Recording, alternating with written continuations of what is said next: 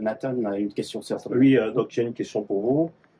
Aujourd'hui, on entend beaucoup parler de pharmacopée et de tous ces médecins qui appellent, qui font beaucoup de pubs à la télé, qui appellent les populations qui ont des problèmes d'infertilité, des problèmes de conception, à aller vers eux. Est-ce que vous conseillerez les gens à aller chez ces gens? Est-ce qu'ils sont fiables? Est-ce que ce sont des médecins qu'on peut considérer qu'on peut qualifier de sérieux? C'est une question délicate. J'en parlais même avec quelqu'un dernièrement et je compte même d'avoir fait une vidéo dessus. D'accord. Sur la médecine conventionnelle et la médecine traditionnelle. Parce que je crois que, et même pour nous-mêmes les professionnels de santé, on condamne trop la médecine traditionnelle, comme si on a un problème particulier avec la médecine traditionnelle. Ouais. Alors que c'est ça qui a soigné nos parents avant que la médecine conventionnelle devienne. Maintenant, il faut savoir la place de chacun. Parce que chaque type de médecine a son rayon d'action, son champ d'action, et il y a aussi ses limites. Ouais. La limite majeure de la médecine traditionnelle, c'est l'objectivité. Parce qu'il y a beaucoup de subjectifs. Je me souviens, il y avait un problème d'Ebola il y a quelques années, et on n'arrivait pas à trouver le vaccin. Il y a 2 Américains qui avaient chopé l'Ebola, et quand ils étaient rentrés aux États-Unis, on leur avait donné un vaccin expérimental. Ouais. Ils avaient été guéris. Et les gens ont dit que les Blancs, le vaccin ne veut pas donner aux Noirs. Donc, c'est des choses qui peuvent arriver. C'est ce qu'on appelle l'effet placebo. C'est-à-dire, vous prenez un médicament qui n'est pas forcément efficace, mais parce que vous croyez qu'il guérit, il vous guérit. Et c'est pour ça donc que, comme je parlais d'objectivité, je ne pense pas, à ma connaissance, il n'y a pas d'études objectives sur l'efficacité de ces médicaments. Une étude objective, c'est déjà, comme on fait pour les médicaments de la médecine conventionnelle, on prend le médicament et on compare à un placebo qui est une substance qui n'est pas censée avoir d'effet thérapeutique. On peut même mettre le cousseau de manioc dedans. Bien sûr. Et on dit, bon, on divise les patients en 2. À droite, on vous donne le médicament lui-même, et à gauche, on vous donne le placebo.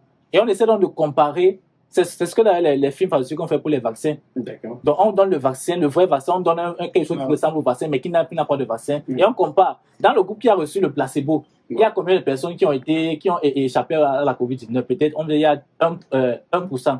Dans le groupe de ceux qui ont reçu le vaccin, il y a combien? Peut-être il y a 20%. Ah, il y a une différence. Mais si dans les 2 groupes, c'est 1%, ça veut dire que le médicament n'a pas vraiment d'effet prouvé. Donc, c'est ça le problème. Est-ce qu'on a comparé les médicaments de la médecine traditionnelle au placebo de cette manière? Parce qu'un médicament, comme je vous dis, ça peut vous soigner sans être efficace. Évidemment. Là, c'est juste la psychologie. Quand on vous conditionne pour que vous croyez, et quand vous croyez déjà, même votre corps produit un certain nombre d'hormones, de substances qui font que ça favorise le rétablissement. Donc, je ne peux pas objectivement encourager les gens à aller vers ça. Parce qu'il n'y a pas de base scientifique solide. Et peut-être pour terminer là-dessus, vous connaissez le problème qu'il y a avec les vaccins de Covid-19? Non, pas du tout. C'est parce que les études, les données scientifiques qu'on a actuellement ont été faites, conduites du début à la fin uniquement par les firmes qui fabriquent ces vaccins. Donc, vous n'allez pas me dire que vous allez être objectif. Vous voulez vendre un produit et pour vendre le produit, on se base uniquement sur vos données. Non. Ce n'est pas objectif. Et c'est exactement ce que les médecins de la médecine traditionnelle font. Il n'y a pas de données qui viennent d'autres personnes pour contredire parce que la science c'est la contradiction. Tu dis que bon, tu veux vendre ton produit, oui, ton produit, tu dis que ton produit fait ça. Moi, je viens dire que bon, je vais faire une expertise de ton produit. C'est ce qu'on appelle souvent l'audit. Je ne peux pas faire mon audit moi seul et me déclarer. Non, quand même. Voilà. C'est ce que la médecine traditionnelle fait. C'est pour ça que je ne peux pas dire que c'est mauvais en soi, mais je n'ai pas suffisamment d'éléments pour conseiller les gens. Et c'est pour ça qu'elle dit que c'est une situation très ambiguë. Donc, je ne peux pas recommander à quelqu'un d'aller vers ça. D'accord. Malheureusement. D'accord, on parlait bien sûr. Mais docteur, vous êtes africain. Oui, le fait d'être africain ne veut pas dire que je dois accepter tout et rien. Ce n'est même pas une question d'africain ou de noir ou bien de valoriser. Ce n'est pas une question de culture. C'est une question de santé.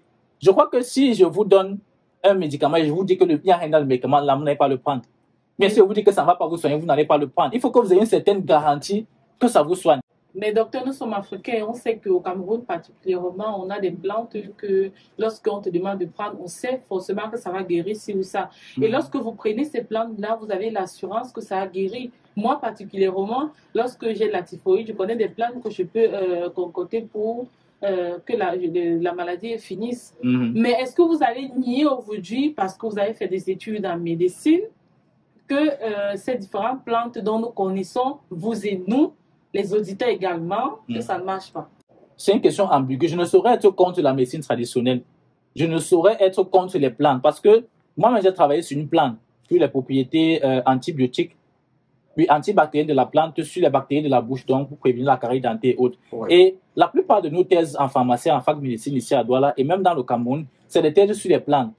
Telle plante a des propriétés hypoglycémiantes, telle plante a des propriétés anti-inflammatoires, anti-cancéreuses. Donc, la majorité de nos thèses, c'est sur les plantes. Donc, je ne peux pas venir ici commencer à combattre les plantes. Sauf que, comme je vous ai dit, la santé, c'est un domaine délicat. Et quand si je veux vendre mon médicament, je vais forcément le vanter.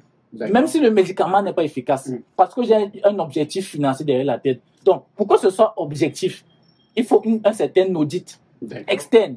Je ne peux pas vouloir vendre un médicament, c'est moi qui dis que c'est bon et c'est moi qui a prouvé que c'est bon. Ça n'a aucun sens. Il faut que d'autres personnes viennent pour dire que bon, ok, tu dis que c'est ça. Essayons d'évaluer vraiment de manière objective, indépendamment de toi, pour voir effectivement si ça donne. Maintenant, il y a des médicaments empiriques. On sait par exemple que les mamans du lait savent que telle chose soigne telle chose. Bon, ça c'est empirique et ça peut aider. Ça peut aider. Maintenant, je trouve que ce serait mieux qu'on fasse des études pour vraiment prouver ça. Parce que quand il y a l'étude, ça ferme la bouche de tout le monde. C'est parce qu'on se comprend. Mais tant qu'il n'y a pas d'étude, le doute plane. Mais s'il y a une étude qui démontre que non, ça, puisque de manière empirique, au village, c'est démontré, c'est sûr, tout le monde le sait, c'est une tradition. Ça, c'est pour les gens du village. Maintenant, pour moi qui ne suis pas du village et qu'il n'y a aucun lien avec votre culture, je me base sur quoi pour croire en ça? Vous voyez que ça n'a pas une affaire de croire, c'est pas la religion, c'est la santé.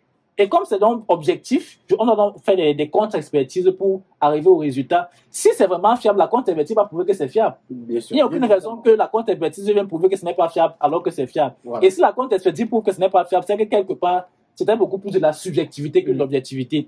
Et peut-être pour terminer dessus, le problème majeur de la médecine traditionnelle, c'est quoi? Pourquoi est-ce qu'on est passé des plantes aux molécules? Parce qu'il faut d'abord savoir que tout est chimique. J'entends souvent les gens dire que les médicaments sont chimiques. Notre corps, c'est la chimie. C'est le carbone, c'est l'hydrogène. Tout ce qu'on a en nous, c'est de la chimie. Il n'y a rien sur Terre qui n'est pas chimique. Tout est chimique. Même les aliments qu'on consomme, c'est dégradé en quoi? En produit chimique. Le glucose, ce n'est pas une plante. Le glucose, c'est un produit chimique.